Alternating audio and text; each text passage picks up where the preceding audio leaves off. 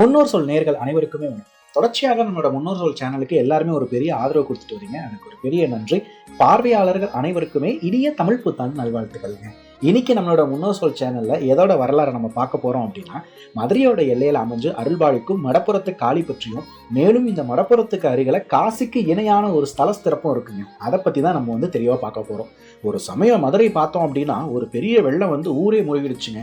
அப்போ இன்னைக்கு நம்ம மதுரை ஆட்சி புரிஞ்சுட்டு இருக்கிறது யாரு? மீனாட்சியும் சொக்கரும். இது மதுரையில வாழ்க்கிற எல்லாத்துக்கும் தெரியும். அதே போலதாங்க அன்னைக்கும் நம்மளோட மீனாட்சியும் சொக்கரும் மதுரை ஆட்சி புரிஞ்சுட்டு வராங்க. அப்போ மீனாட்சி அம்மன் சொக்கநாதரை பார்த்து கேட்கிறாங்க, சுவாமி, இந்த வெள்ளத்தில் மதுரையே மூழ்கி விட்டது, இதனால் எனக்கு எல்லை தெரியவில்லை, எனக்கு எல்லையை காட்டுங்களேன் அப்படின்னு கேட்கிறாங்க. உடனே நம்ம அப்பன் ஈசன் என்ன செய்யறாரு, தான் கழுத்துல இருக்கிற ஆதிசேஷனை எடுத்து போடுறாருங்க. ஆதிசேஷன் தன்னோட உடலை மதுரையா வளைத்து நிற்கிறார். அதுல மேற்கே பார்த்தோம் அப்படின்னா திருவேடகமும், தெற்கே பார்த்தோம்னா திருப்பரங்குன்றமும், வடக்கே பார்த்தோம் அப்படின்னா நம்ம அழகர் கோயிலும் காட்டுறாங்க. கிழக்கே பார்த்தோம் அப்படின்னா நம்ம ஆதிசேஷனோட வாளும் அந்த தலையும் இருக்கு. அந்த வாளும் தலையும் சேர்த்து எல்லையை காட்டுறதுனால, அதனால இந்த இடத்துக்கு அந்த படம் எடுத்து நின்றதுனால படப்புறம் அப்படின்ற ஒரு பெயர் வருதுங்க. காலப்போக்குல இதுவே மருவி மடப்புறம் ஆயிடுச்சு. இப்படி இருக்கையிலே நம்ம அப்ப ஈசன் என்ன செய்யறாரு அப்படின்னா, ஆதிசேஷனோட வாழையும் தலையும் இறுக்கி கட்டுறாருங்க. ஸோ ஆதிசேஷனோட தலையை இறுக்கி குடிச்சதுனால அதோட வாயிலிருந்து விஷம் வெளியே வந்துடுது. இப்போ அந்த விஷம் நீரில் கலந்தா ஊர் மக்கள் எல்லாம் அந்த நீரை உண்டு மாண்டு விடுவார்கள் அப்படின்ற ஒரே காரணத்துக்காக மக்களை காப்பாற்றும் பொருட்டு ஆதிசேஷன் வாயிலிருந்து வந்த விஷத்தை அம்பாள் உண்டு ஆங்கார ரூபினியாக காளியாக எழுந்தருளுகிறாள். அவள்தான் மடப்புறத்து காளிங்க. இந்த மடப்புறத்துக்கு பக்கத்துல இருக்கிற வைகை ஆத்துல நீராடினா இங்க காசியிலே நீராடின புண்ணியம் கிடைக்கும் அப்படின்றது இங்க மதுரை மற்றும் மதுரையை சுற்றி இருக்கிற மக்களுக்கு தெரியும். அது ஏன் அந்த சிறப்பு அப்படின்றத வாங்க பார்க்கலாம். ஒரு சமயம் சிவபெருமான் பார்வதி தேவியை கூட்டிக்கிட்டு வேட்டைக்கு வராருங்க.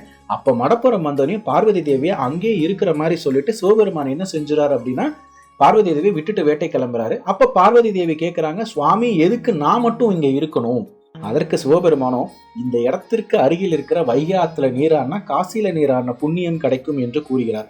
அதனால் பார்வதி தேவி அந்த இடத்திலே காளியாக தங்கிவிட்டால் அவள்தான் மடப்புறத்து காளி என்றும் இன்னொரு வரலாறும் கூறப்படுது. இப்போ இங்க பார்வதி தேவிக்கு துணையா ஐயனாரும் இருந்துடுறாருங்க. அதனாலே இந்த இடத்துல இருக்கிற ஐயனாருக்கு அடைக்கலம் காத்த ஐயனார் அப்படின்ற பேரும் இருக்கு. இன்னைக்கும் நம்ம மடப்புறத்துக்கு போனோம் அப்படின்னா காளிக்கு பக்கத்திலே பார்த்தோம்னா ஐயனாருக்கும் ஒரு தனி சன்னதி, தனி கருவறையை இன்னைக்கும் நம்ம பார்க்கலாம். இப்போ இந்த மடப்புறம் பக்கத்துல ஓடுற வைகை ஆத்துல நீராடினா காசியில நீராடின புண்ணியம் கிடைக்கும் அப்படின்றது இன்றை வரைக்கும் மதுரை மற்றும் மதுரையை சுற்றியுள்ள மக்களோட பெரிய நம்பிக்கைங்க. அதோட வழிமுறையா இன்னைக்கு வரைக்கும் என்ன சடங்கு நடந்துட்டு இருக்கு அப்படின்னா, காசிக்கு போக முடியாதவங்க மடப்புறம் பக்கத்துல இருக்க திருப்புவனத்துக்கு தன்னோட முன்னோர்களுக்கு அந்த திதி, தர்ப்பணம், காரியம் இதெல்லாம் செஞ்சு விட்டு தானும் அந்த வைகை நதியில நீராடி புண்ணியத்தை தேடி கொள்றாங்க. இந்த சடங்கு இன்னைக்கு வரைக்கும் பார்த்தோம் அப்படின்னா மதுரையில காலம் காலமா தொன்று தொட்டு நடந்துட்டு வந்துட்டு இருக்குங்க.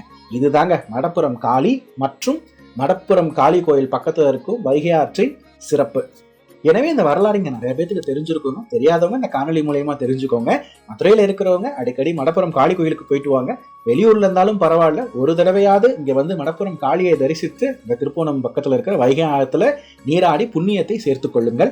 எனவே இந்த காணொலி உங்க எல்லாத்துக்குமே பிடிச்சிருக்கும்னு நான் நினைக்கிறேன். மேலும் இதே போன்று அடுத்த வரலாற்று பதிவோட உங்களை நான் சந்திக்கிறேன். நம்மளோட நிகழ்ச்சி இது வரைக்கும் சப்ஸ்கிரைப் பண்ணாதவங்க சப்ஸ்கிரைப் பண்ணிக்கோங்க. கூடவே பெல் ஐக்கானை கிளிக் பண்ணிக்கோங்க. அப்பதான் நம்மளோட முன்னோர் சொல் சேனல்ல போடுற அடுத்தடுத்த வரலாற்று பதிவுகள் உங்களை உடனே சேரும். நன்றி, வணக்கம்.